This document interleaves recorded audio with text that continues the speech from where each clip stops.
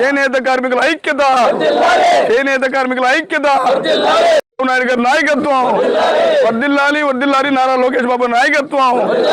జై చేనేత, జై చేనేత, వర్ధిల్లాలి, వర్ధిల్లాలి నరేంద్ర మోడీ గారి నాయకత్వం, వర్ధిల్లాలి, వర్ధిల్లాలి పవన్ కళ్యాణ్ గారి నాయకత్వం. జై కూటమి ప్రభుత్వం.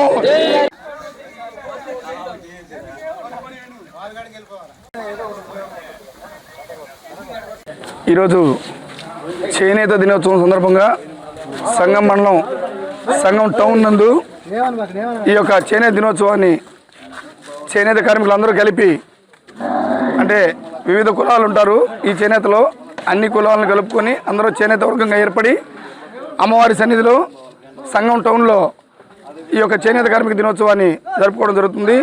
పోయిన నెలలో చేనేత బాంధవుడు, చేనేతలందరికీ పెద్దగా ఉన్నటువంటి ప్రగడ కోటయ్య గారు ఆయన జన్మదినోత్సవాన్ని కూడా అధికారికంగా ప్రభుత్వం ప్రకటించడం చాలా ఆనందం. మరియు అదేవిధంగా గతంలో చేనేత కార్మికులందరూ ఇబ్బంది పడుతున్నారని చెప్పి ఆదుకున్నటువంటి కొన్ని ప్రభుత్వాలు కొంత నిర్వీర్యం చేసినప్పటికీ ఈరోజు ప్రతి ఒక్కరికి చేనేత మీద ఎవరైతే లబ్ధి పొందుతూ, ఎవరైతే చేనేత పనిలో ఉన్నారో ఉపవృత్తులు ఉండే వాళ్ళందరికీ కూడా లబ్ధి చేకూరే విధంగా చంద్రబాబు నాయుడు గారు, పవన్ కళ్యాణ్ గారు, ముఖ్యంగా మా మంత్రి గారు అయినటువంటి ఆనం రామనాయుడు గారు వీళ్ళ యొక్క ఆదేశాల మేరకు ప్రస్తుతానికి ప్రతి ఒక్కరికి కూడా 25,000 రూపాయలు జమ అయ్యేదానికి ఈరోజు శ్రీకారం చుట్టారు.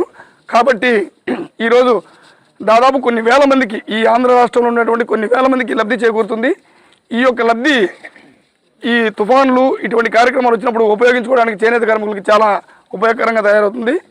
ఇంకొక విధంగా ఏంటంటే ఈ యొక్క కూటమి ప్రభుత్వం వల్ల చేనేత కార్మికులు ఏదైతే ఇబ్బందులు పడుతున్నారో వీళ్ళందరికీ ఆప్కో ద్వారా కొన్ని చేనేత వస్త్రాలు కూడా సేల్ చేయడం జరుగుతుంది. అక్కడ కూడా చేనేత కార్మికులు ఆదుకునే పరిస్థితి ఈ కూటమి ప్రభుత్వం చేస్తుందని తెలియజేస్తున్నాం.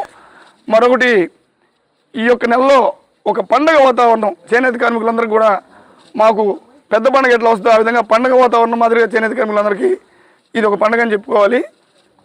ఇటువంటిది సహకరించినందుకు మన కూటమి ప్రభుత్వానికి, చంద్రబాబు నాయుడు గారికి, పవన్ కళ్యాణ్ గారికి, నరేంద్ర మోడీ గారికి, ముఖ్యంగా మా మంత్రి గారు ఆనం రామనాయుడు గారికి ప్రత్యేకమైన ధన్యవాదాలు తెలుపుకుంటున్నాం.